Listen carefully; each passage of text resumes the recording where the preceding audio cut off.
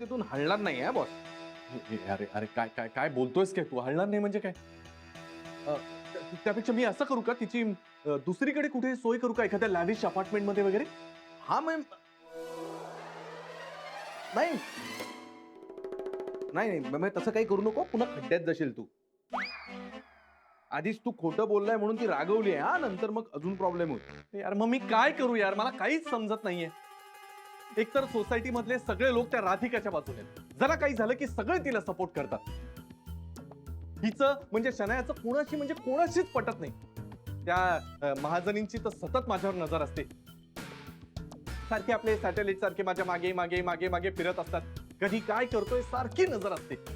मला वाटलं होतं चांगला काश्मीरला जाईल म्हातारा, पण कसलं काय, मिशन लबाड बोका करत माझ्याच मागे लागला यार. पिछाच सोडत नाहीये. आता या सगळ्यांना फेस करता करताना माझ्या तोंडाला फेस यायची वेळ आली आहे. काय करू यार मी? याच्यावर ना एकच सोल्युशन आहे. काय? इंग्लिश. यार आता दारू बिरूचं नको सांगू. मागच्या वेळेला केवढी वाट लागली होती. अरे दारू नाही रे, इंग्लिश माणसाने भारतात येऊन काय केलं होतं? इंग्लिश म्हणजे ब्रिटिशांनी. आता तू हिस्ट्रीत कशाला घुसतोस? अरे हिस्ट्रीतच सगळं लिहिलंय. Divide and rule. हा, ते ते तुझे कोणते शेजारी वगैरे आहेत ना, सगळे तुझ्या बायकोला सपोर्ट करतात ना, ते तू त्यांच्यात फूट पाड, भांडणं लाव त्यांच्यात. नाही नाही नाही यार केडी, काही काय बोलतो? शक्य नाहीये. शक्य आहे यार. तू ना त्यांच्यात अशी भांडणं लाव ना की ते एकत्र यायलाच नको. म्हणजे ना ते असे भांडत बसतील बाजूला, तुझ्याकडे कोणाचं लक्षच राहणार नाही. मी सांगितलंय तुला, आता तू बघ.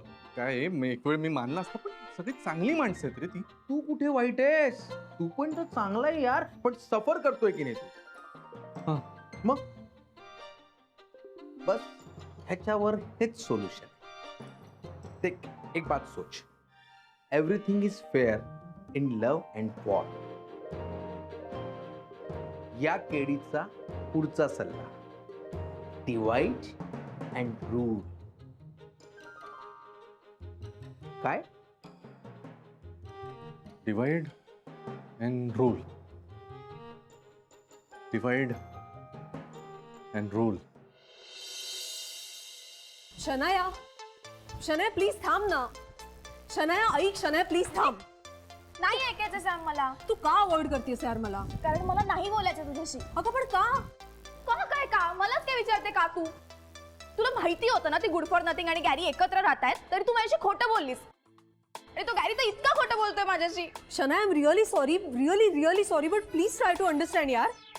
माझी पण अडचण होती ग. माझ्या नोकरीचा प्रश्न होता. नोकरीचा काय संबंध? काही सांगू नकोस मला तू. Okay, let me tell you. गुरुनाथने मला याच अटीवरती नोकरी दिली होती की राधिका गुरुनाथकडे राहायला आली आहे हे मी तुला सांगणार नाही. व्हॉट? प्लीज चिडू नकोस, प्लीज ऐकून घे आधी प्लीज.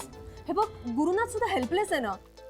हे बघ, काहीही झालं तरी राधिका त्याची बायको आहे आणि त्याचे आई वडील त्याच्या सोबत राहतात. सो व्हॉट यार? तरी तू त्याचंच ऐकलंस ना. तू माझी फ्रेंड आहेस की त्याची लॉयर आहेस? मी तुझीच फ्रेंड आहे. पण शनाया, मला एक गोष्ट सांग, हे सगळं खरं कळल्यानंतर तू काय केलं असतंस? हा, आणि एक विसरू नकोस की मी तुझ्या आणि गुरुनाथच्या साईडने राहिले. हा, कायम, त्या राधिकाच्या नाही. ओके, आता मला जे वाटलं ते मी तुला सगळं खरं सांगितलं. तरी तुला माझी फ्रेंडशिप नको असेल तर ओके फाईन, जाते, बाय. सांग ओढे यार, जाऊ दे, ठीक आहे. पण तू मला आता एक प्रॉमिस कर. आता जे काही होईल ते तू मला येऊन सांगणार आहेस. Okay. I really want to teach Gary a lesson यार. तो खूप खोटं बोललाय माझ्याशी. आणि हो, आज पण सकाळी माहिती मला त्याच्यासोबत यायचं होतं ऑफिसला, तर तो त्याच्या बायकोसोबत निघून गेला. Yet one more thing you not understanding.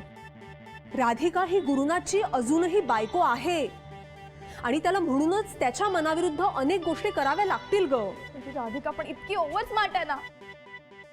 Sam, तू बघच, एक दिवस मी राधिकाच्या डोळ्यासमोरून गॅरीला सोबत घेऊन जाईन आणि ती काहीच करू नाही शकणार. दुकानाचं ओपनिंग झालं ना, त्याचे पेढे. प्रभाताई, मी काय म्हणून राहिले, ती सतरंजी तिथे सेवा, नंतर आपण झटकून टाकूया. सावकाश कर. हा कमला ऐक ना, सगळं सामान नीट लावून घ्यायला पाहिजे आपल्याला. नाही म्हणजे हळदीच्या शेजारी तिखट वगैरे सगळं नीट पाहिजे. डिस्प्ले एकदम व्यवस्थित. नाही उगीच ग्राहकांची झामल झामल नको व्हायला. हा म्हणजे काय? झामल झामल म्हणजे आमच्या तिकडचा शब्द आहे ग विदर्भात. म्हणजे गडबड गोंधळ म्हणून राहिले ग.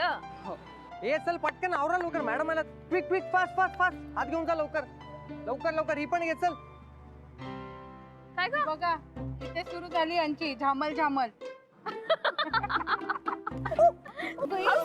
Sorry sorry sorry sorry ma'am येत आहेत.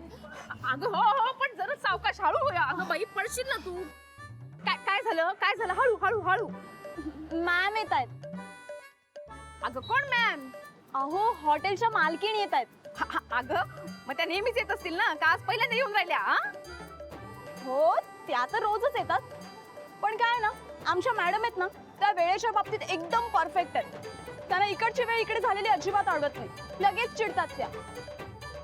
आणि मी काय बोलत बसलीये? मी ठीक दिसते ना? केस वगैरे ठीक आहेत ना? आणि परफ्यूम वगैरे? हो हो हो हो हो हळूहळू हो छान दिसून राहिली तू. खरं तर तुला पेढा द्यायचा आहे, पण नको जाऊ दे. मॅडम येऊन राहिला.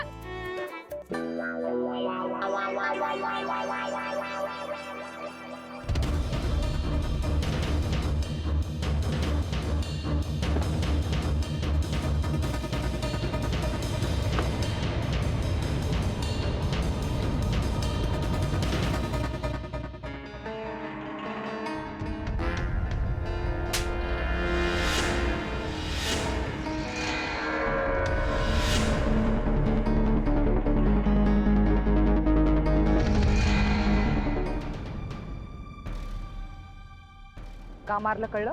नाही अर्जंट ब्रेक दाबलास म्हणून. And I don't like it. Madam सामान होतं. खड्ड्यात गेलं ते सामान. त्या फालतू सामानासाठी सडनली ब्रेक दाबून तू गाडी थांबवलीस, तेही मी रोज उतरते त्याच्या 2 स्टेप मागे. नो वे. देविकाला मागे यायला आवडत नाही. Don't show me your face again. Get lost.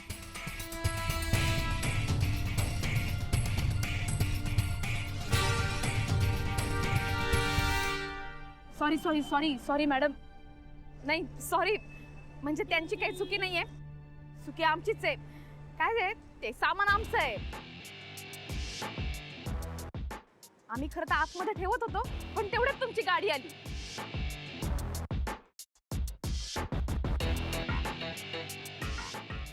Madam मी राधिका गुरुनाथ सुभेदार. हे जे दुकान आहे ना शेजारचं, ते माझंच आहे.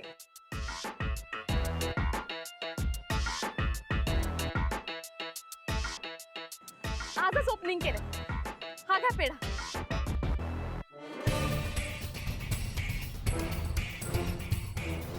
I don't eat unhygienic food.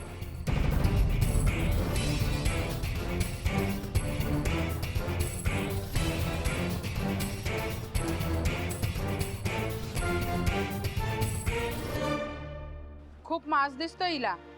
बघितलं कशी बघत होती आपल्या दुकानाकडे. अगं इतके दिवस तिचंच राज्य होतं ना इथे. जाऊ दे, फार विचार करू नको. उद्या तिलाही कळेल कोण चांगलं आणि कोण वाईट.